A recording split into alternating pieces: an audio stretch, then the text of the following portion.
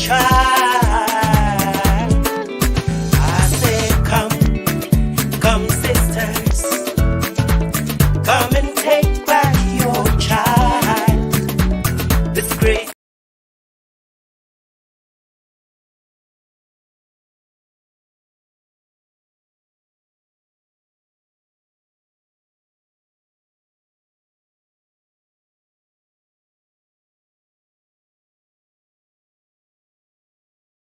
This is the month of my welcome, everybody. I didn't realize I was on mute there. But welcome, everybody. Hello, this is Thursday. It's the Women with Words show here on GeesBeeCee, where we connect, we share, and we create an impact on the lives of people. Please share this podcast. We're going to be talking. Our guest this evening is someone that needs a lot of, I don't want to say praises, but we want to be able to appreciate him for what he's done so far. The first of its kind. We are so pleased to be able to have him come and chat with us this evening about the work he's doing in Liberia. I also want to continue to say that this is the Women's Month. Inspire Inclusion is the team where when you whereby adding on women, it means that you're making progress. And that's the theme for the Women's Month. I'm going to play a song celebrating women, celebrating mothers, just celebrating women all around the world by Samueline. So we'll listen to that song, and then once that song ends, we'll bring our guests on, of course, to talk to us tonight. So please share everywhere that you can what this young man has done. I can say young man because I think I am older than he is. I can say young man, what this young man has done is something that we haven't seen in our times. And someone can be as innovative as he has been to want to do something for his country. Some Liberians leave and we don't look back. And some of us do look back.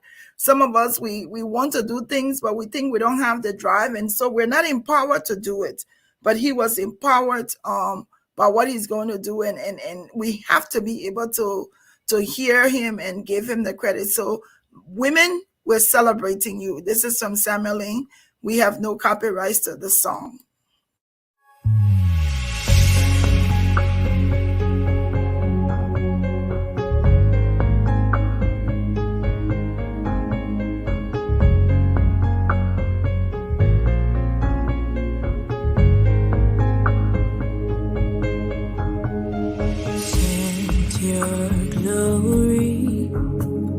Send your power. We want to move until you do. We need your glory. We need your presence.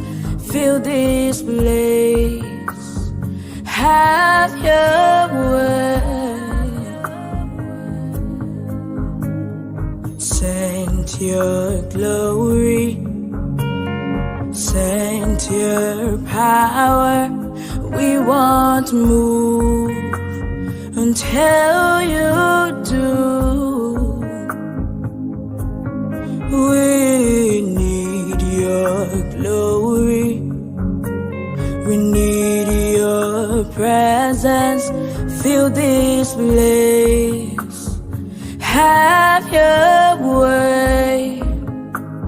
We give our all to you. Have your way. We give our lives away. Have your way. We give our all to you. Have your way. We give our lives away. Have your way. Send your glory. Send your power. Send your power. We won't move. We won't move until you do, God. Until you do. There you go, by a young Liberian artist, Samuel N. Wilson. Sent your glory, sent your power. We won't move until you come. Yes, women, we're not going to move. This is our month. I'm going to bring my guests on. Of course, my name is Glendy Jane Junius, and I'm here this evening on GBC, the Women with Words show, where we're going to be talking to Mr. Leo Nopolu Johnson. And I welcome him now to the platform. Hello, Leo. I think you're muted. Hello, can you hear me now? Yes, I can hear you. Thank you. How are you doing? I am good. I feel privileged to have you finally come and talk to us.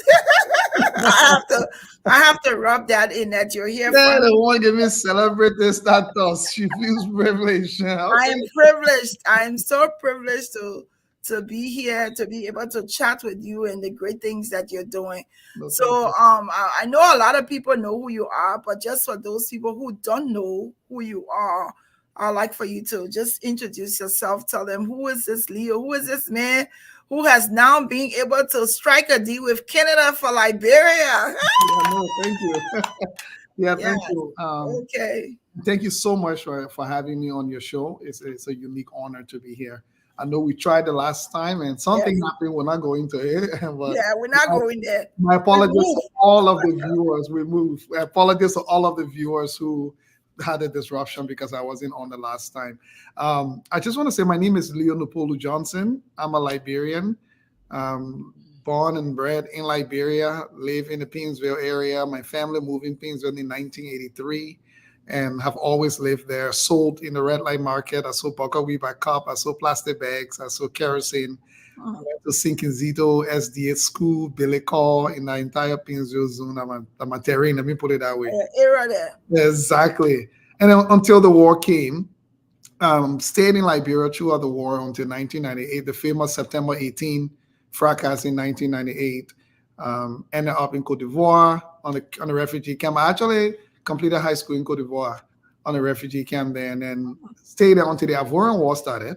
So we moved on to Ghana on the Buduburam refugee camp for another, I think, 4.5 years or so. And then came to Canada as a government-sponsored refugee and had the unique opportunity of doing my post-secondary studies here at one of the top 75 universities in the world. So it was a special privilege and honor for me. Work, live, I've built a family for myself here, built a career for myself. I work in investment banking for a while. And then I work in development with the university I graduated from also for a while, before branching off to be You're saying a while like you're so old. No, I'm not very old yet. And so for a while, I'm like, what are you getting here? I will not even try to go there. So let me get you together now. I know, right? But no, yeah. So that's basically who I am. And just a young Liberian man trying to do the best we all need to be doing out here to find ways to support what is our common denominator, the Republic of Liberia. Yes, absolutely it is. Before we go into your story, is a formidable one. I would hope that at some point in time you will write a book on your story, because I think it's going to inspire a lot of people who have been through, may not even know what you've been through and what you will be able to do. So someone is writing, amongst Liberians, you are a celebrity, Leo, and I hope you know that, that you are a celebrity. But I want to talk a little bit about, since you mentioned the fact that you went to Ivory Coast, those were two countries that were very significant to hosting Liberians during the war. I want to talk about you as a young child transitioning from Liberia, going to Ivory Coast, and then subsequently going to Ghana. Let's talk a little bit about that. And when you look back now and see the opportunities that you've had, what says you about your trying times? I will have to admit, yes, you're right. Because when I went to Cote d'Ivoire, I was very young. I was in, I think, 11th grade when I just made it to Cote d'Ivoire.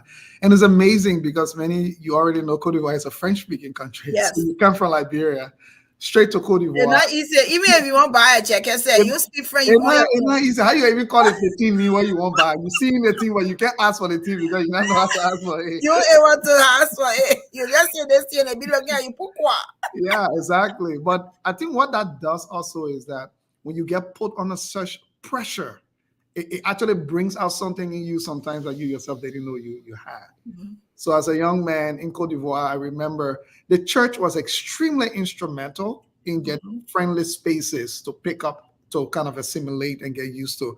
Because at church, people are usually welcoming. People will go above and beyond to try and accommodate in the church setting. So going to church was extremely important, but also the Liberian community was extremely resilient in Cote d'Ivoire. For example, they were running their own school system. The St. Jean school I went to, the Methodist school, there were a bunch of schools that were exclusively run just by Liberian professionals and educators who had crossed the border also, and they were up to standard with some of the Ivorian schools that were being run. And just before we go to before we switch to the Ghana side of your story, I think it would do us some good if we mention Reverend Edwin Lord, J. Edwin Lord. J. Edwin Lord from the Union Baptist Church. Yeah, exactly. Yes, One of the veterans. He was very instrumental in Ghana for Liberians. So peace be to him.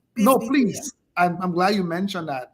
A generation of Liberians today would credit Reverend Edwin Lord for standing up for Liberians in Ghana, including up to the Ivorian government many times, advocating for Liberians. So yes, please, one of the heroes that emerged out of Ghana those days. Yeah, so that, fortunately, I completed grade 11 and 12 in the St. James Liberian Catholic School, where I lived in Cote d'Ivoire until the war started. But that put me under a new pressure of adapting to a French-speaking country. And then we went to Ghana, an English-speaking country, but with its own challenges on the Buduburam, the famous Buduburam camp, where that was another whole ball game altogether. And that was a much bigger camp, over 50,000 Liberians at the time. Again, the church, I think people overlook the power, and I always say this, of the church as an institution. Yes. Anywhere in the world you go, I care less which country, the church has a powerful place in society. And I like how you say it, because I think sometimes we overlook that piece because of individuals related to the church. Exactly. But when there are trying times, when there are difficult times, the church do act. Exactly. And it's those times that when the church does act, that becomes extremely significant in people's lives. Yeah, I can comfortably say to you, Glenn, if it wasn't for the church, I don't think I would even be alive to talk about doing whatever, because being on the camp by yourself those days, a young man, everything was at your disposal. You could become a Where were your parents? In Liberia, I was the only person that left. My entire family stayed back. Wow. So you had everything at your disposal. You could be a drug addict. You could be a criminal, because there was no adult supervision. So you were on your own. You could literally do everything was at your disposal to become whatever. You see why I say you're a celebrity? It's like I'm hearing your story, and to tell you the truth, when I meet Liberians, young Liberians that have an impact on me based on what they do, I don't like to read what other people say. I like to hear the story from me, and I'm so proud hearing your story as a young man, having to leave your parents behind and go into Ivory Coast and go into Ghana. But look at you today. Look at what you've made of your life. Amazing. Amazing. It's been great. And so in Ghana, we were there. I hustled my way, many people know me from Buduburam because I used to work at the internet cafe those days. Okay. I was one of the Dexter publishing managers there. So everybody had to go to the cafe to make call to their people in America. There were no cell phones. Yes. Like we have all over the place now. So people had to line up to the cafe. So I worked at an internet cafe throughout when I was in Ghana. There was the only cafe on the camp. So everybody knew me. And then I used to be the choir director for the Lutheran church as well. And I used to teach the Methodist church choir as well. So you can sing? Small, I can try. Okay, we'll sing before we leave from here today. Okay, small. Yeah, but many people who know me will tell you, say that's how they knew me, by being a choir director those days. Oh, beautiful. Refugee camp. Yes, and then as God will have it, that favor shown upon me. I'm saying favor because the number of Liberians that didn't make it through the camp to either travel or get to somewhere better, not because I was anybody better than them, but it was by the grace of God that I was one of those who was fortunate enough to leave the camp and ended up in Canada in 2006, and a new life began. Wow. A young man in 11th grade happened to just travel, leave your country and go to 3 different countries, 3 different people, 3 different worlds. And yet today, here you are, you're still seen. You're not crazy. No, I haven't lost it yet. You're not crazy. You haven't lost it yet. But tell us about now you're in Canada. I want to ask you this question because most people, Florence, my sister Florence Swenderson is saying that you can sing. You better find a song. We're gonna sing for them. We'll sing for you tonight. Please, choir director, find a song. Shout out to Florence, my people in there. Yes, they're the Canadians. Yeah, Florence will sing the evening for them. I will show my little alto. I will patch it up for him the evening. Yes, but you go to Canada. You're and this is the thing that's different for us as Liberians. Yeah. Growing up, we barely heard about Canada. No. We barely heard that there was a place, and Liberians, young children, we never aspired to want to go to Canada. Everybody wanted to come to the States. That's true. Everybody wanted to come to America. And here you are, you find yourself in Canada. What happened? Why Canada? Yeah, it was interesting. And maybe I should give a little bit. There's a beautiful, God, powerful, moving story here. When I was on the camp, I had nobody in America or anywhere. When I wanted the person who was on the program, it was really just a hustle. In fact, I had purchased a bunch of old computers to take back with me to Liberia, because at some point, all I was trying to figure out, when I'm working or you go back, to open a cafe in Liberia. And then as God will have it, a bunch of people were qualified to go to the US. And the day they were at the airport leaving for the United States, 9/11 happened in 2001. So all of their papers got canceled immediately because the US just decided automatically, it doesn't matter where you were coming from, the US borders were shut. So that program never resurrected, even though they were on departure. The US turned over all their files to the Canadian government. When the Canadian government in 2002 decided to get involved with resettling Liberians from the refugee camp in Butuburam. So the US government said to them, we already have a bunch of files that we've already vetted and everything, so we can turn it over to you. But the Canadian government decided to start their own process from scratch. All over. And one of the ladies involved that I used to support and her kids on the camp was one of the people files that was sent over, but she had to do the whole paperwork over. So I was cut the story short by saying she came to me to support her because she didn't have money to pay somebody to help her fill out the paperwork, because the Canadian, and you had to be careful because their file was already with the US. So if you contradict any information that you already using, you're out pretty much. You had to be truthful. So long story short, I helped her through the process, and I'll just cut it short by saying she insisted that because she could not pay me, she begged that I include my name, so if there was an opportunity. Oh my goodness! Right? And oh my goodness! Yeah, I said to her no, and the reason I said no, because those days they would do medical, they would do all kinds of. So I said to her, it's not that simple because your paper is not fresh. It's coming from the US, so they already have all the files of all your family members. So you can manufacture one family member out of a sudden. And she insisted that she would not submit the paperwork if I don't put my name on it. Woo! So I said to myself, why am I arguing with her woman? She can't read, right? Anyway, let me fill out all the paperwork. So I took her my ID card, the refugee ID card we had. I showed her, and I took a blank sheet, basically wrote my name on it and said interpreter. Because in my mind, I was like, just in case, and at least they would know I'm not trying to include myself. I was just the interpreter. The day for interview, I took her to the interview, and I stayed outside the compound. I could not enter because I was not part of the family. She went inside and she freaked out and froze. The immigration officer could not understand her. She could not understand me. So they had this barrier. And then he was confused. And, how will we do this interview when we can't? So he kept asking. He said, how would you have filled out this complicated form when you can't even answer one question on the form to me? That's how he reached to the final page and saw my name. And then he asked, where is the interpreter? They told him I was outside. He sent in for me. Long story short, that's exactly how I came to Canada, through that interview. Wow. We're gonna sing a song right now. God is so good. God is so good.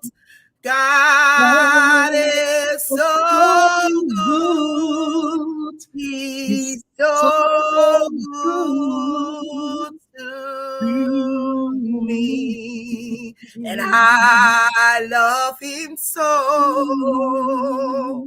I love him so. I love him so He's so good to me. Yes, Lord. So we already sing the song. But that's Yes. how so basically he took out a blank form, told me, go outside, I give you an hour to fill up this paperwork and bring it to me. I basically I sat by the roadside. First of all, I thought he was joking because I didn't realize that I didn't think it was possible that one immigration officer had that kind of power to basically say, I would change your life destiny right now. And I went outside, filled out the form, and I brought it back. And long story short, before you know it, I'm in Canada. Your story is amazing. It is truly amazing. We want to thank God just for that piece of the story. Amazing testimony that you have. So you're in Canada, you look back at where you've come from, Liberia, and then you decide to do what? First of all, I came to Canada. It was really hard because it's just difficult. People forget when you get networks and relationships is so important. As someone who was separated from family for so long, I made family with people who were supposed to be friends. And then how do you deal with the fact that you alone got plucked out in this way? Like, how do you assure people that you still will be with them? So when I came to Canada, immediately I got here, there was this concern in my mind. How can I show to my friends that I'm still authentic? I may not be able to bring them to Canada, but not just sending $50 here and there whenever you can. How do you do something that allows you to transition some of the opportunities that are here back to Liberia and not just have people dependent on you every time you show up to getting something small or sending something? Yes. So I was really troubled by that because I came here the wealth of opportunities. Like, I used to come from school, learning for the first time in my life, I will open the pump and just let the water run. Wow. Just to believe that it was possible. Woo! I would switch on the light bulb. People know me. Most of my friends would tell you, I would sit down and say the light would just be on. No one turn it off. I just want to realize that, is this simple? Is this easy? Is this available? I can take the glass and just go to the faucet, fill it with water, and just drink without even thinking twice. So it was always on my mind that there has to be a way of facilitating some of this, even if not all of it, even if just 0.0005% of it, there has to be a way, because how many of my friends can I get $50 so? I don't have it all, right? And what would it do for them? They will eat it again and then they will come back again. So that led me on this quest of a book that I read that was given by the late Christine Talbot Norma, President Talbot's daughter, who was former Minister of Education. She came to Danane. She used to come to Danane during the war because they had a home in Côte d'Ivoire in Abidjan. And she would do her Bible studies. She loved her Bible studies. And everybody that would come to the Bible study would get $1 bill. Those days in Abidjan, you had $1 US You're bill. rich. You were rich those days. You're rich. So the Bible study would be packed, not because of the Bible, but because of the $1 bill. My friend Samuel Jacobs, who might be listening, used to play the piano. So he used to get a little bit more because he was a musician and a piano player. I know. These days, everybody learn, guess what? You get everybody one book. Wow. Instead of the $1. $4. You could see the disappointment on people's faces. But the book that she gave him was about Samuel Kabu Morris, a Liberian from the Kru tribe, a Liberian prince who was taken to the US those days in the 1800s by missionaries. He managed to self-educate himself and save what is called the Taylor University. It used to be called Fort Wayne College, but it's now Taylor University in Indiana. He saved it from bankruptcy through his evangelism and fundraising ability. Today, there's a statue in his honor in the forecourt of the university as we speak. So we read that book and had this fantasy of building a library in Liberia. But by the way, what we knew as a library was a 44 container with storybook inside, because that's all we knew when we were in school. So it was so easy, fantastic, buy the 44 container, get people to give you storybook. So I came to Canada with this burning desire that would, no matter what happens, send it, man, and myself read a book. We agreed to do the thing. At least I'll find something at 10, 15,000, I will raise it. That was my dream. Not until I walked into the Hamilton Public Library. I froze for 5 minutes when I saw what a library actually looked like for the first time in my life. Wow. And I just couldn't soak it in. And before you know it, my $15,000 project went straight to $2 million just like that. Woo! Yeah. a one man show becomes $1 million. Yeah. And I wanna go back to when you look at the number of years from Danane to when you're now going to actually put your vision to test. How many years were that? So from 2004 was when we actually read the book in Danane. No, in Danane was from 1998 was Danane. Wow. 1998, I was there till 2002, so for 4 years. And then the Ivorian War started in 2002. So we ran to Budaburam in 2002, and I stayed there till 2006. So in total, that's about 8 years between Danane and Cote d'Ivoire. And now in Canada, I've been here 17 years. So 17 years, Yeah, you had a vision. 17 years ago, you had a dream, you had a desire, you had a vision to be able to build a Liberia, a library in Liberia. Yeah. But you didn't give up on that dream. No, and to be honest with you, when I look back on it, I'm not going to lie to anybody and tell you, say I had a formula to keep it going. How are you going to do it? Yes. I'm surprised. And sometimes it's just God. It's just the grace of God. I'm shocked how I kept. There were days, my wife will actually tell you, there was a point where people thought I was really losing it, but I thought I was making sense because there were some days where it really looked like, Leo, they think that fantasy dream you're just having now because it's not. Yeah. And the worst of all, when I went to Liberia, everybody told me it was not possible. Now, I don't remember one person that told me this one. Even my friends who we read a book together doubted that this was possible, right? Because where will you raise $2 million from? And they were like, and then when you get here to Liberia, the complication you get from people, this, the government, that, and all the usual things that many of us have gone through before. And I myself, there was a time where, but I said to myself that I would rather fail having tried everything. Yes. So every time I thought there was one more option, I said, but you not talk to the public library. You ask the people, but you not talk to your professor in school. So there was always one more option. I'm like, okay, the worst thing would be you give up on this thing and then realize that just if you had talked to this other person here, you would have gotten a solution. So I think that's what kept me going. Yeah, and I think just hearing your story and hearing how resilient you were, that even though people may have said you're not going to be able to do it, you kept with your dream, and you've inspired me. And I hope others who are watching, they're also being inspired. If you're just joining us, this is GeesBeeCee, the Women with Words show. We're talking this evening with Mr. Leo Leopoldo Johnson. This is the young man who has now built a multi-million-dollar library from a simple dream he had 17 years ago, reading a book, and his dream has actually come into reality. So I want to show the pictures, but before we show the pictures about the library, I want you to talk about this group. Let me remove this here so people can see. Yes. So talk about the Empowerment Squad. What's that? So when I started in Canada to do stuff, the question came about, as a one man, who's going to trust you with their money and their resources to just say because you're doing something. But then I realized that you also had to face the fact that there were challenges right in Canada here with the Black community, with communities living in poverty. How are you going to convince people to just give you their money to go away to Liberia when you have no interest in what's happening in Canada? So guess what? We started a campus club. A bunch of my friends and I, they were like, Leo, you're good. You're tutoring the kids. I started by tutoring Liberian kids in the Liberian community because most of them were struggling in school. So I started this tutoring program where I used to say, I would do everything, math, science, all of the stuff. And then when I started university, my friends joined me from university. It started to grow. And they were like, you're good at this. Why not we just start an organization? I said, you guys are kidding yourself. I don't even know how to manage my life yet. So we started what we call a campus club. So we were doing this event. I've been doing this program, and somebody said to us, and the program became very popular, 50, 60 kids every time we came. Somebody said, you'll get in trouble one day. You're not an organization. You don't have insurance. You're working with vulnerable population. If something ever goes wrong, you could be in a big trouble from a lawsuit or whatever. And I didn't understand any of this at the time.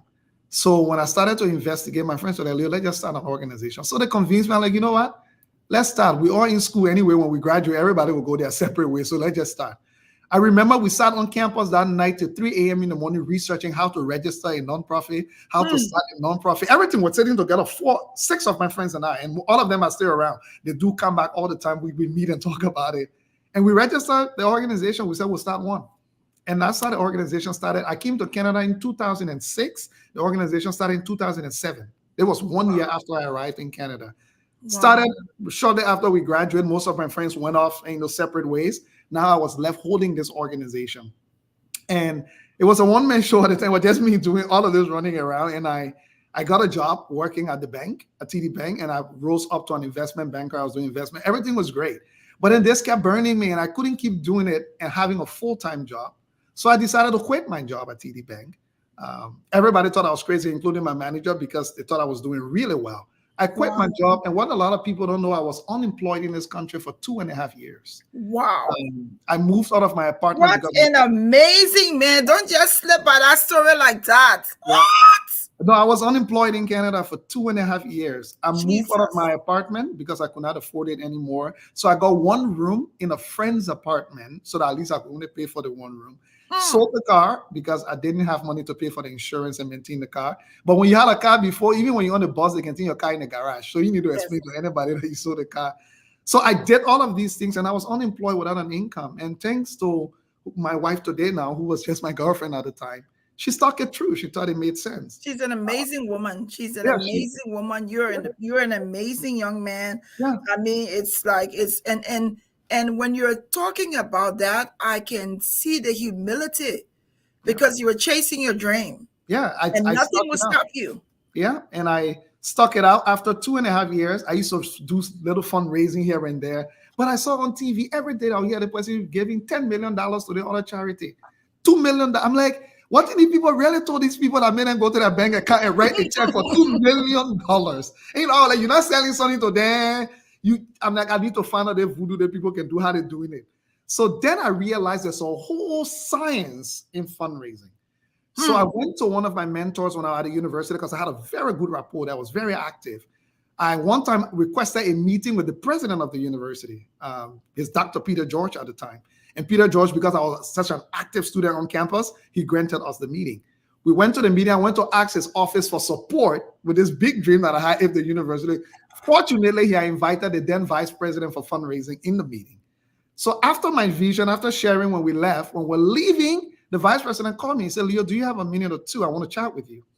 He pulled me to his office. He said, I'm about to retire. I'm planning for my retirement. I think you got something amazing that's going on here. Wow. And he said, I will be happy to see what type of support I can provide you. Amazing. And I told him music to my ears. Amazing. What I didn't realize at the time, this man is one of the top 5 fundraisers in the entire Canada.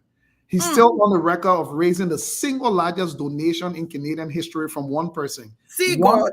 $109 million in one check. See God. See all the nights you are practicing musical, you're practicing religious songs. See how God does it.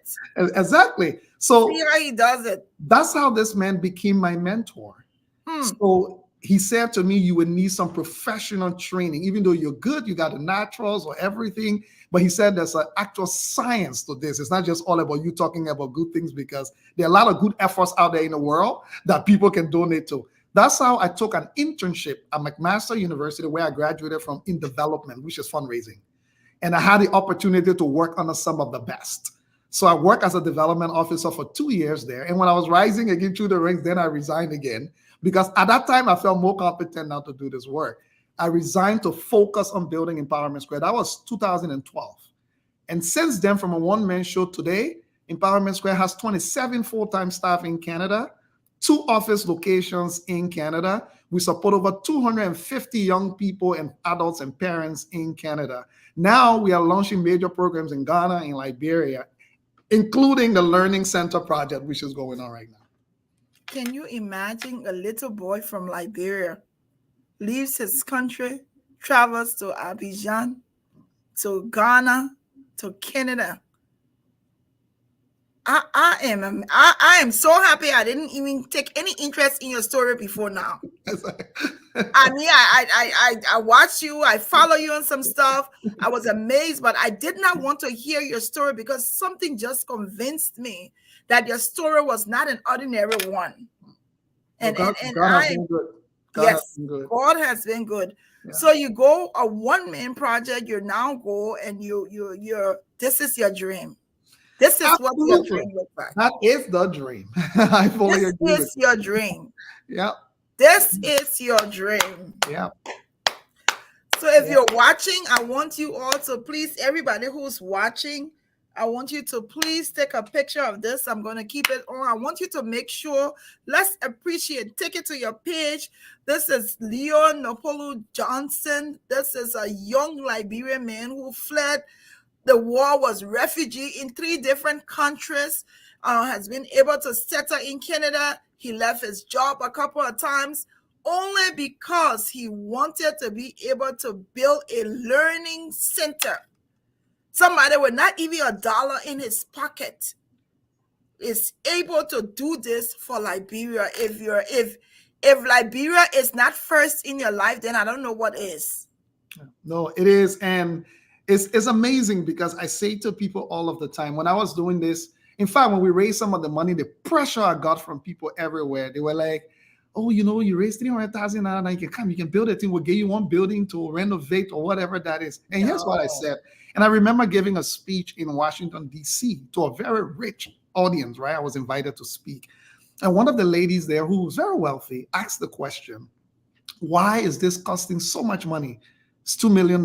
We're in Liberia, can it not be done for less? And I remember I asked her, frankly, just respectfully, and realized that her children were in one of the most expensive private schools in the Washington, D.C. area. So I asked her, I said, I wonder what informed the decision for you to not send your child or your children to one of the local public schools just around the corner, but you're willing to put tens of thousands of dollars every year for them to go to the school just right across the street, but it's a private, extremely rich private school. And I said to her that, why would I realize that kids in Canada and the United States deserve the utmost best when it can be provided? But then I should go back to Liberia, to my own country where I'm from, and all of a sudden decide to start from the least. There's a cognitive dissonance there that does not make sense. Yes, doesn't attach. I cannot start to give myself the least. I have to start from the best. If I don't achieve the best, I come one tier lower. If I don't get that, I come one tier lower. I will keep coming till I get to the point. But I can do it opposite. I can start to say, give myself the least and be like, you know what? I will just try, just do something small.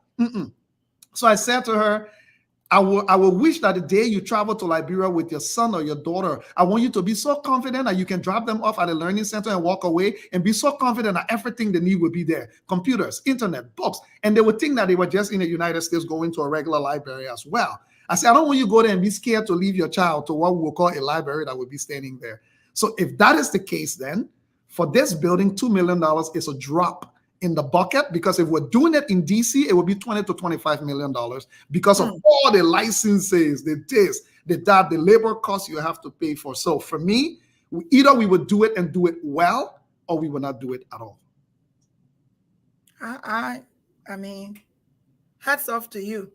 I am so amazed by your resilience, your strength, your commitment to wanting to do this. I mean, look at this. Look at this building. Look at this building. And it's actually located in Painesville, correct? Yes, right on the compound of the Painesville City Hall. Wow, it's right next to my church, Ever Baptist Church. It's the border with your church. The only thing dividing it, like the little alley, the little road in between. Yeah, the small road. Do you see the white building behind it? Effort, because they include the architecture drawing. That's Effort Church behind there. Wow. Amazing work, Leo. Amazing. And by the way, I used to be part of the Painesville Youth Mass Choir those days with Effort Baptist Church with Reverend Theophilus Allen. Yes, was my pastor. Yes, Theo Allen was our drummer. His young son Theo, Buema Allen. Yeah. So we used to practice here for Oliver Gibson those days. Yes. Oh my goodness, this is an amazing story. Let's talk about. So you're Then I do not want to even. talk about some of the features before you Yes, go of the building yes. itself, because people see Let's it. definitely talk about it. So the first thing people do in Liberia, everybody is building what I call a concrete jungle. Concrete doesn't do well in Liberia. Concrete is a terrible conductor of heat. So you'll notice in Liberia, the moment you turn off the air conditioner, after 5 minutes, the place gets hot like you just didn't have it on because it's concrete. The reason people use concrete here in the West is because of their weather condition. They need something that's good for holding heat. So we went to Liberia. We did 6 years of research. We went to 13 of the 15 counties in Liberia and at least 2 weeks in each of them with my team. We spoke to women group, youth group, elders, chiefs, zones, and the last person was President Ellen Johnson Sirleaf herself.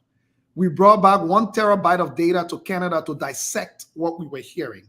So my small little library, I wanted to build. The reason it turned to a learning center, the researchers from the university that I attended here helped us to identify the top 5 things that we were hearing across the country. Because even though people said many things, but there were recurring themes that you were hearing.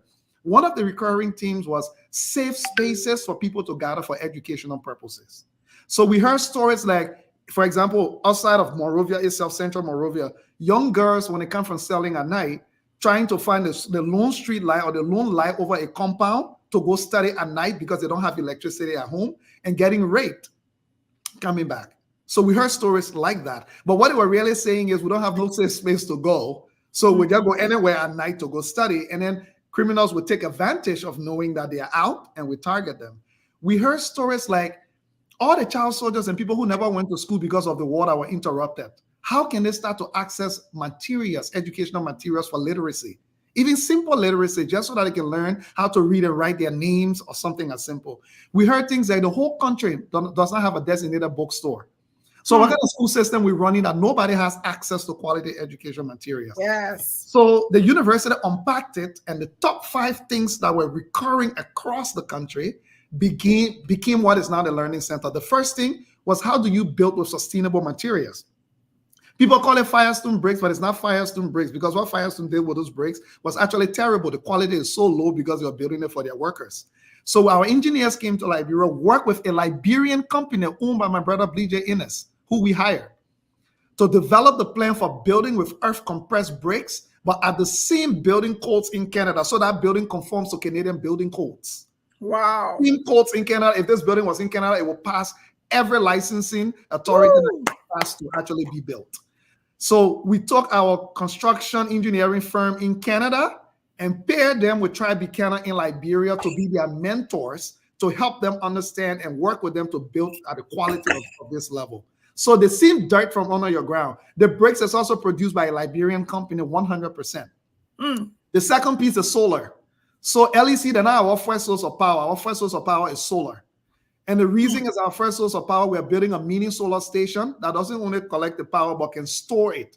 So if we generate more power than we need, we can store power that if the building goes out, we can run the building for weeks on without needing any electricity because of the power we got stored.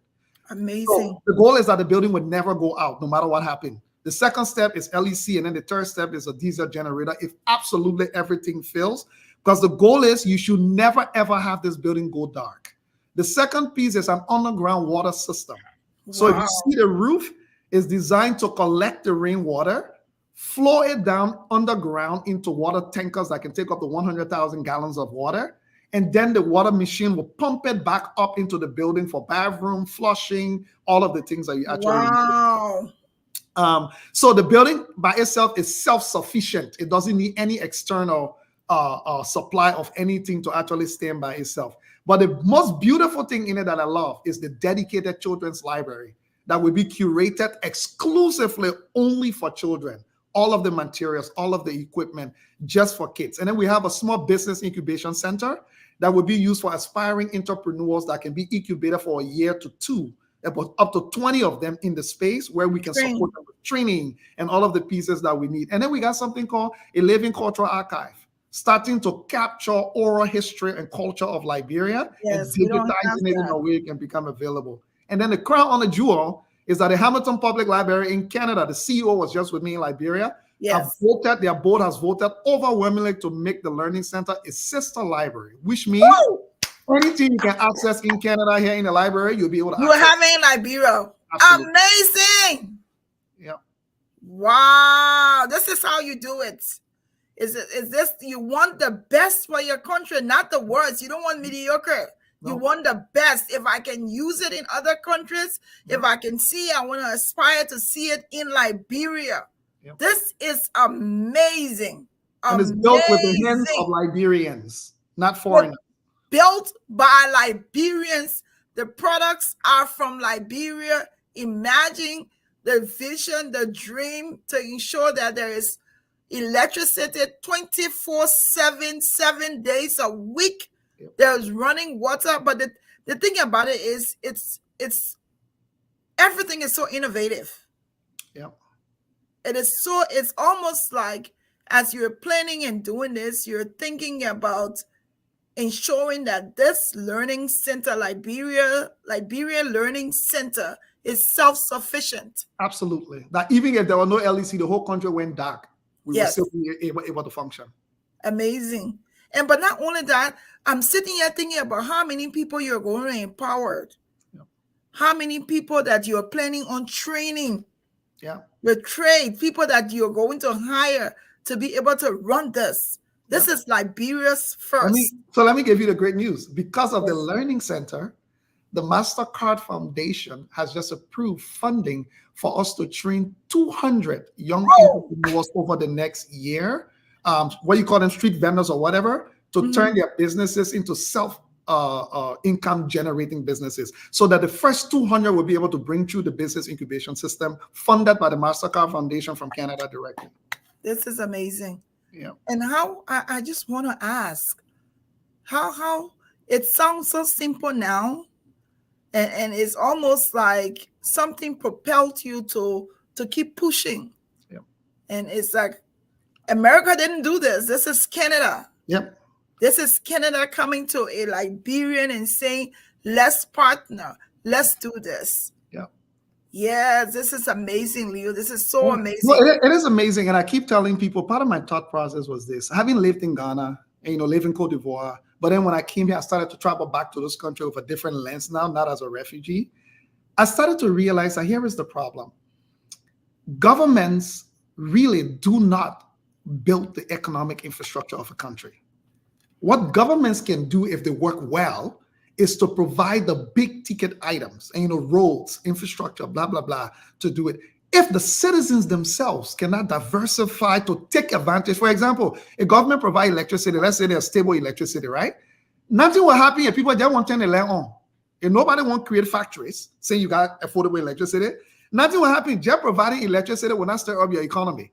People have to seize the opportunity as to what you can do with stable electricity to generate, income or employment. So my thought process has always been the process of nation building cannot be limited to every 6 years of elections.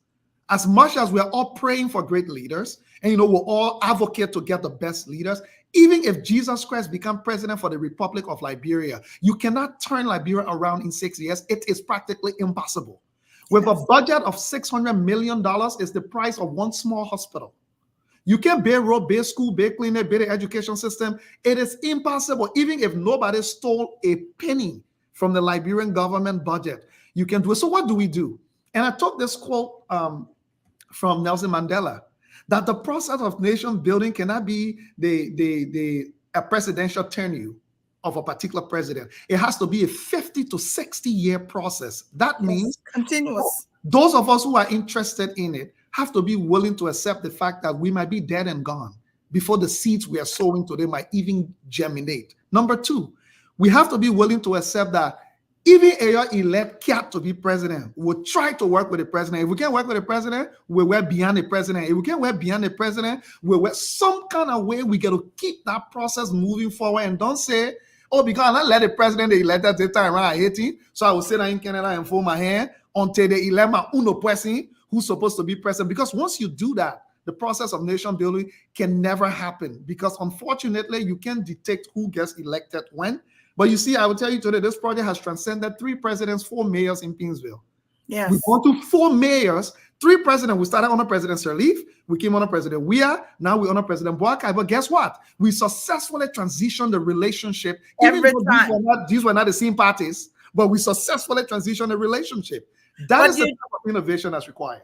Yes, great innovation, but you were able to successfully continue it because you were persistent. Exactly, that's true. You were persistent. You saw your dream. You knew you could do it. You worked on it. You put the pieces together, and all they had to do was to extend a hand and say, let's do this together. So actually, just say yes to me. In fact, it was funny when I went to Liberia for the land, for us to negotiate the land. This is a message to a lot of my friends out there who are doing nonprofit work. When it is public, so for example, that money, they're not my private dollars. The public money I'm raising to go and do it. You have to keep it public. When I went to Liberia, a lot of people be like, oh, you go buy land. I'm like, no. This is meant for the public. So it has to be a public institution on public property. Because tomorrow, if something happened to Leo and he go, his family will not come in for oil because on their land or on their private property. Number two, it's not my private property. So why I go in buy land and put it on private? People say, oh, but the government will be corrupt. I'm like, no, you just haven't set up the right system to make it work. So here's what we did. I went to Pinsville City. I said, I'm able to raise $2 million to bring this thing to your city. All I need is a property because it's for the public. It's not for me. You know what in Pinsville said? They came me all kinds of places. They came me here at Junction Square. They came me Ominga Second. So I waited when they finished. You know what I told them? I said, trust me, I'm from LIB. The moment I put a break on that land, somebody will show up with a deed from 1930 and tell you, say, they said they just told their grandparent land that their great-great-great-great-grandparent had the land. And I mean, so what I want, you see, Pinsville City Hall compound, nobody can lay claim to that one. If for the city, if for the city themselves. So why not make this building or this project to be a central attraction for your city? That's amazing. I am from Pinsville. Exactly. I told you, imagine if your city hall now does not just become a place of only politics, it now becomes a place of learning, of dreams, of so not only people who fighting political battle get to come to city hall now, you got children in that compound who are learning. You got young girls, young men who can now see city hall as a symbol of the future because you got something there that represents that. A true, Jaja is saying you are a true visionary. So I'm going to do something here tonight that we've never done before. And it's only because we have our visionary celebrity in the house. I'm going to share a number and we're going to take 5 calls so that people can call. And we've never done this before, but I want us, because I'm so overwhelmed by your story, by the work you're doing. I want someone wants you to talk a little bit more about, I think that's the one that's the wowest moment is the self-sufficiency of the center. They want you to talk a little bit about the brick, what is used. They want to talk about the water system and talk a little bit for those who just joining us. We're talking to Leo Johnson. His name is in the history books of Liberia. People will write about this young Liberian man who traveled during the war, went to Ivory Coast, went to Ghana, finally is in Canada and has been able to accomplish his dream, something he desired 17 years ago, to build a modern multi-million dollar library, whatever center. And so we're talking to Leo. It's not easy. You want to be able to learn about Leo, but you also, I like Leo that you were able to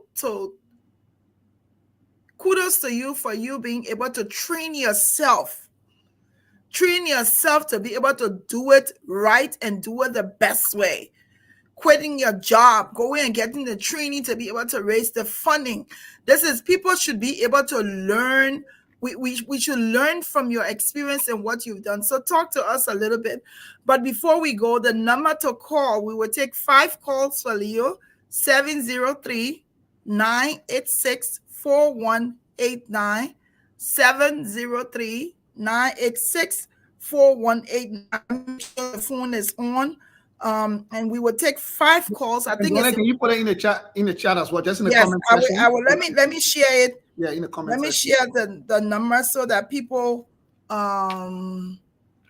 let me put it in the private chat for you. Hold on, folks. Hold on. Don't start calling. All right, so this is a number. I think Liberians deserves an opportunity to talk to Leo tonight and let him know how you're feeling. Let him know. This is a number. I think Liberians. Hold on one second. So the number is 703. I am going to pin the number. Yeah. We will take 5 calls. If you want to talk to Leo. So Leo, let's talk about the breaks talk and about the the place. Yeah. sustainability and stuff. So the first thing I'll say, so the breaks is designed to keep Glenn, if you remember when you go to the village, right? Yes. No matter how hot it is outside, when you go Yeah, inside, it's always cool. It's always cool. That's the exact technology. So you'll see the height of the roof when you stand in the building is towering over you, because what the brick does is sucks up the heat of the walls and cools the building down. So it's designed also to hold the temperature. So let's say you turn on the air conditioner for 2 hours and the building cools down. When you turn it off, it holds the same temperature for up to 4 hours. So you don't need to be running the air conditioner all day. You just need to run the air conditioner for a certain number of hours, turn it off, and for the rest of the day, you don't need air. In fact, when you walk to the building now, right now, we already have the doors and windows all installed as I speak to you. The construction will be done by September. The doors will be opening December 6th. So if you walk to the building now with no air conditioner installed and walk inside, it is cool already on the inside because of the break, without even anything being done. That's one. But number two, you got to think about it. We got to build for Liberia. People forget that we are right by the Atlantic Ocean everywhere in the country you go. So the harshness of the Atlantic breeze and the salt destroys anything that stands in its way. That is the reason why the ministerial complex looks like 40 years old, even though it's a brand new building. Because no matter what paint you put, number two, mold. If you look at Liberia, look at any big building, they'll look on the side. You'll see the mold already developing. It's not mold resistant. So these bricks, they have a special coating when they're done to shine it. The coating goes on it. You don't have to put it back on it till 10 years before you have to do it again. So no painting you need. The more dust that go on it, the better it look. The more it shines. In fact, you have to understand your environment. Dusty environment. 2 is mold resistant. 3, it does not attract any insects or bugs because it has no food property for insects. It's mud. So you don't have to worry about insects coming in. 3, it makes with a certain small component of cement to give it its cohesion with the actual dirt that actually makes it stand up the way it is. Number 4, it has the holes already drilled in there. So when you're building, you're running all the pipes and all the wires. You know, in Liberia, every hall, they get the wires everywhere when you pass. You don't see any wiring because all of it is run in the wall. And you don't have to break like when you do concrete to actually run it. So, yeah, I mean, it is what it is. So we do what we do. You want to talk to Leo? Okay, hold on one second. Let me put you on speaker. So we have a call. Folks, I've already provided the number is 703-986-4189. We're going to talk to Leo. I think it's important that he hears some Liberians of how proud we are to him. Go ahead, Deborah. Leo, how are you? I'm very well, Deborah. Good to meet you. Oh, thanks for taking my call. I just wanted to call to congratulate you and say thank you very much. We are so proud of you. We all been looking for people like you to give us the courage to also do the same. So I want to say I'm very proud of you and congratulations. Thank you. Question I have for you. Is it possible that when we leave from diaspora to go Liberia to go visit, can we volunteer at the library to teach the kids or whatsoever you guys will be doing there to volunteer? In fact, that's a beautiful question. We are already working. It's like you're on my team. We're working behind the scenes. By September this year, we'll be launching a volunteer portal for Liberians and other nationals traveling from the diaspora to Liberia. If you are going to Liberia, you will be able to go to that volunteer portal and then log in your information. Let's say if you're a teacher and you wanted to spend 2 days of your time in Liberia to volunteer, you register your information and what you can do, and then somebody will schedule it for you while you're in Liberia to be able to actually do it. So to answer your question, absolutely. And there'll be an organized system that you can even do it from here before even you get there. So that is arranged, whatever they need to set up for you to be able to provide any type of voluntary service that you can provide. All right, thank you. Who's the next caller? I'm here. I'm Moses. Yeah, Moses, you have to lower your TV so we can hear you. No, it's not a TV. I'm recording. I'm listening to your. Okay, so go ahead, Moses. You have to tune it down because we're not able to hear you. Okay, I'm having 2 cell phones, right? I'm listening one or your. Okay, go ahead. You're listening to. Go ahead. He can hear you. Yeah, okay. Yeah, I want to say very thanks to Leo. I don't normally call him to something like this, but I'm very impressed with what he just said. And as we know, in Liberia, like one of our major problems is maintenance.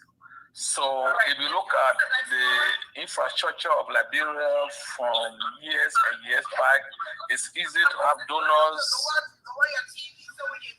Yeah, that's what I was saying. You have to lower Whatever it. you're listening to, you gotta just lower your Yeah, music. turn whatever you're listening to off. Super. All right, So go ahead. Yeah. So what?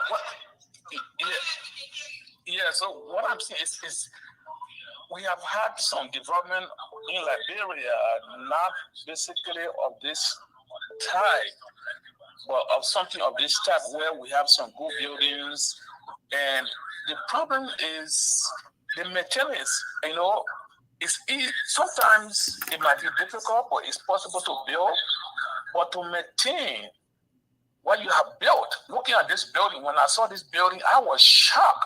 I said, this can't be true.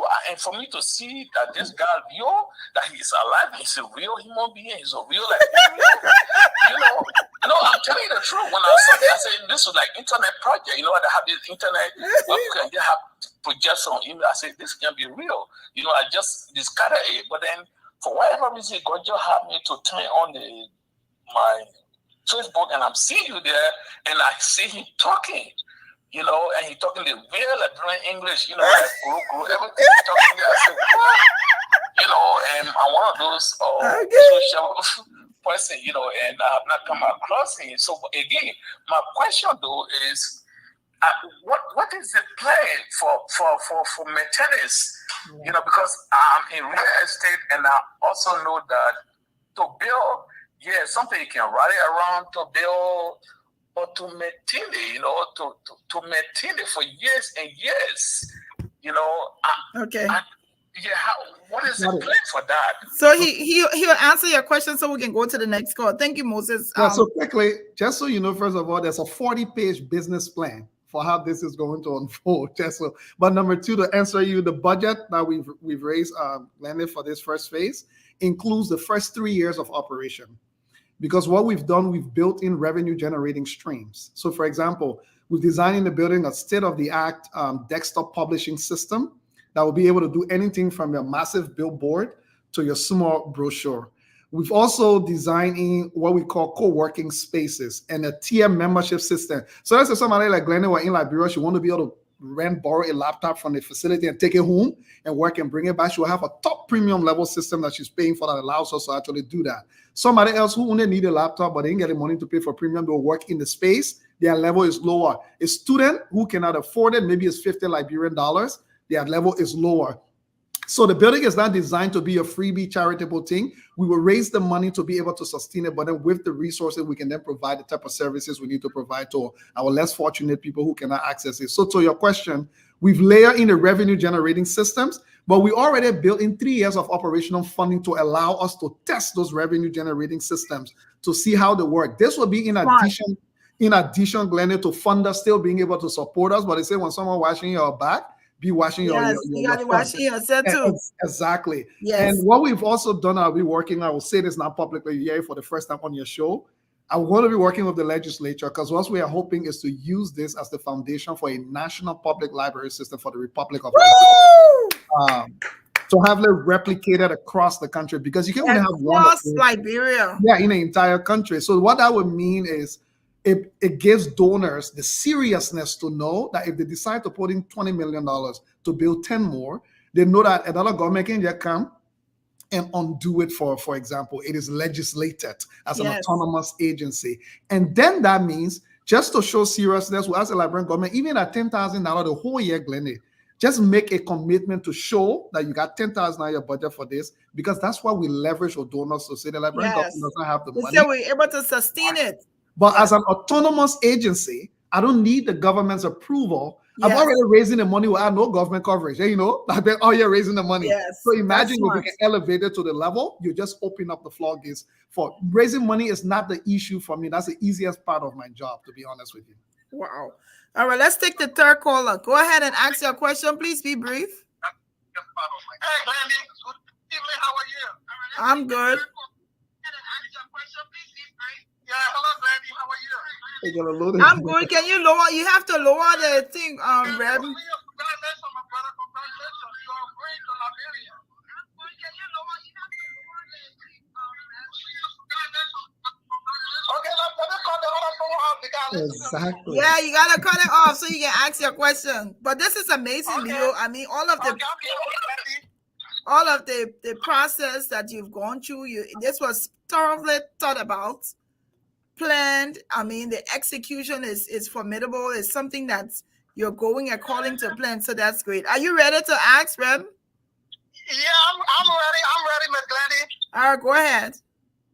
Congratulations, Leo. Congratulations. These are some of the brain we're looking for in Liberia. Congratulations. When you were talking about that plan, I had a house built to Hotel Africa Road. It's the same way I built that house. When the sun is hot, it's cool in there. You can't feel nothing. It's like air conditioner is in that building. But congratulations again to my brother. Nobody's going to question you where the money comes from, whether that government money, but may God bless you. I'm so happy for that, Leo. All right. Okay. I think we've had 3 calls. And to even hear that you're working with it, even hear the interest that's being expressed by the Liberian government to be able to take you on this is even more. I mean, more to his credit, President Boakai changed the time of his first cabinet meeting since he was elected. That day of the dedication ceremony was his, I can say this now publicly by the time we couldn't, was his first cabinet meeting. Was supposed to be 10 o'clock in the morning, and our event was 10 o'clock too, no, 9 o'clock. So literally, he changed the time of the meeting to later. He pushed it, I think, to 11 to ensure that he was there. And this was his comment, that in his opinion, this is one of the most important investment in the Republic of Liberia. That was the words of President Joseph Boakai. I agree.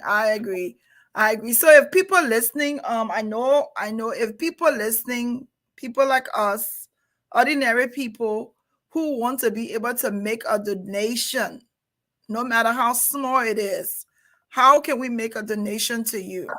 So as a registered Canadian charity, we have the ability to give tax receipts also both in the US and Canada. So if you donate, depending on your tax bracket, you can get up to 65% of the money back when you go to do your taxes from the receipt with the number we gave you. Empowerment Square website. Let me just say this so you, Glenn. Thank you asked that question. The next phase of the project is the state-of-the-art indoor sports recreation facility. So this is one phase. So we already started fundraising for the next phase because the next phase will be going right beside it. So in the middle, when you walk in the middle, you go right, you go to the learning center, you go left, you go to the indoor gymnasium that will be there, which will be both for sports and event. But what you can do is, people have done it 2 ways, most Liberians that have been coming on board. You can make a one-time donation by going to empowermentsquare.org. So the picture that Daniel was just showing you was from our website directly.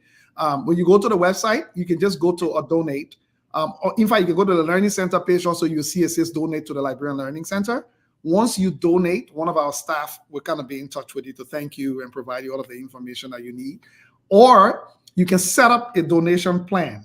Most Liberians, a friend of mine just called yesterday and set up a donation for $50 a month. So we set it up automatically, so you don't have to worry, it's recurring. So at the end of the year, you get one receipt for the total amount donated, so that when you go in to do your taxes, you can take it with you. Because there are some people who don't have the one-time donation to go big. They can make $20 a month, or they can make $25 a month, they can make even $10 a month. You will be amazed, Glennie, that majority of our donors were not big donors, were small, recurring, hundreds of small. Yeah, we have some big donors who put in 300,000 here, 200,000 there, but those were not the majority. The majority are people who've been giving $50, $100, $10, one-time donations or recurring donations. So I would say to Liberians, I have argued when people say Liberian non-supporting is a lie, and I can tell you why. 2 years ago, Glenda, we did a fundraiser in Liberia for this project at the Royal Hotel, all Liberians. Our goal was to raise 50,000 United States dollars. We did it in partnership with Rotary. Club of Monrovia, we raised 59,000 United States dollars in one night.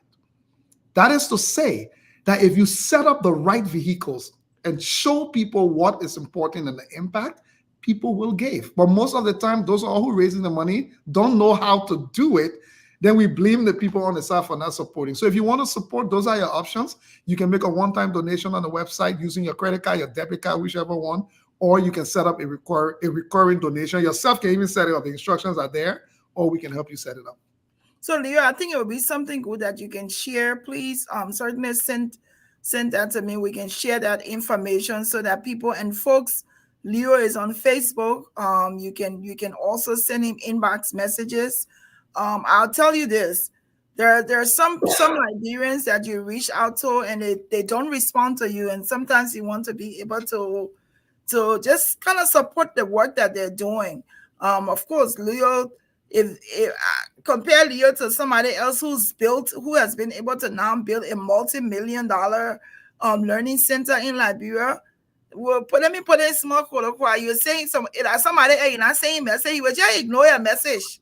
You will not even answer you. But I want to say about Leo, when I first reached out to do an interview, he responded almost immediately. And for that, we're encouraged. We want to be able to work along, especially because I'm from Painesville. I want to be able to be a part of the recurring donation. So please send me that information if you're on.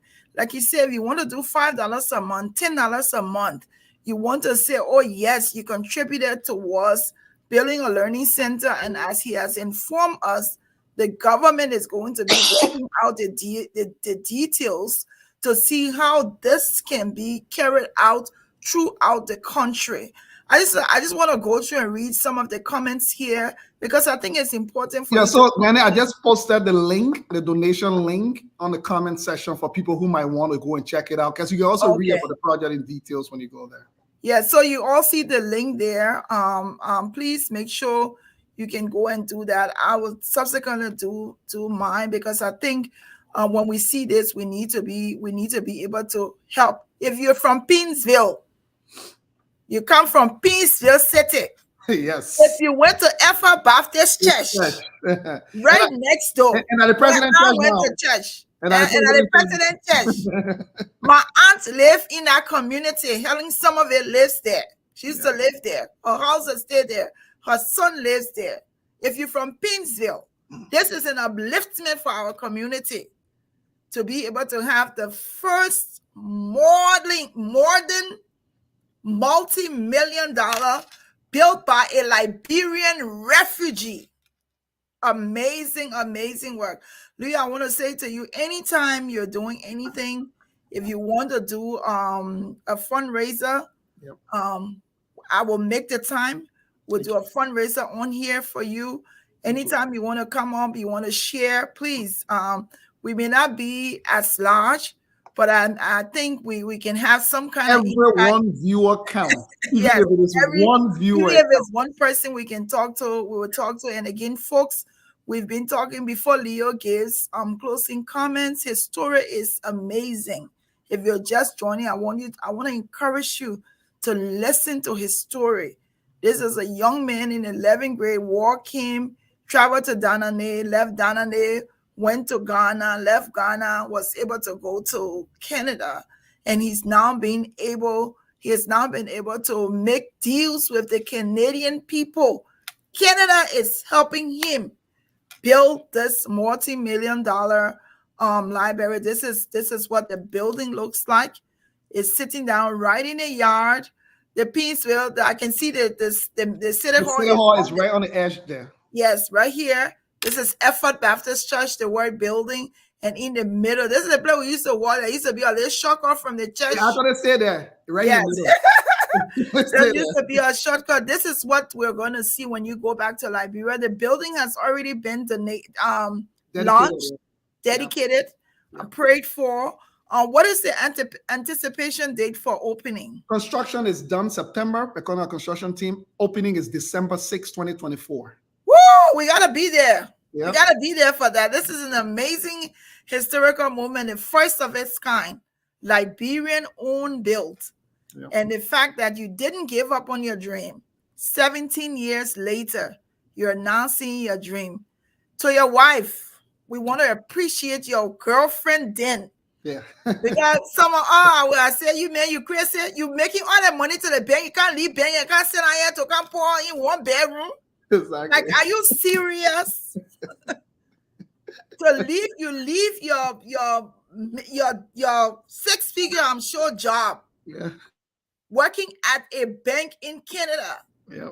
TD Bank is no joke. Oh no, yeah. And I rose up to an investment consultant. So I was doing stock exchange trading, mortgage. Can you imagine? Yeah. And you behind somebody's daughter dating them, you making that kind of money, then you can't tell her, I want Bill Liberia, I want Bill Liberia in Liberia, so I'm going to leave my job. What do you? You the class? What thing do you? But your wife, we want to thank God for her, for the support she saw in you where others were having difficulty to see. And look at it today. Our country, Liberia, is benefiting from what you've been able to do. We appreciate you, Leo. We are proud, so proud of you, so very proud of you, folks. All we can do is extend our hands and say, let's do this together. Even if it's $50, it's $25 or whatever, let's do that. I will take this. We wanted to do, let me see if this is somebody who wants to talk, because we said 5 calls. We've only gotten 3. Hold on. Hello, that's Glendy. Sure. Okay, hold on, Yatta. So we'll take, this is Yatta. This is the 4th call. We'll take one more call. After Yatta, if you want to call and we can talk, go ahead. He's listening. Go ahead, Yatta. Hi, Leo. Hi, Yatta. I am so proud of you. Let me tell you the part of your story that is very inspiring to me. When you added your name as an interpreter. Yes. Had it been some other people, yes, they would not think of ruining that lady's chances. They would have thought about themselves. And they would have put their name on our list, not caring whether it would have succeeded or not. That part of your story really inspired me. That there are people in this life that are selfless. Yes. That part of your story is very selfless to me. And that's why God opened those doors and continue to open doors for you. I'm very proud of you. I hope we had many Liberians, maybe 10 of you in that country. Maybe our country will be better today. Thank you. I am very, very proud of you. Thank you, Yatta. Keep up the good work. Thank you. Inspire other people. Thank you. Let Liberia shine one day. Thank you. Thank you so much. Thank you, Yatta. Let's take the last call. Someone was calling when, hold on one second.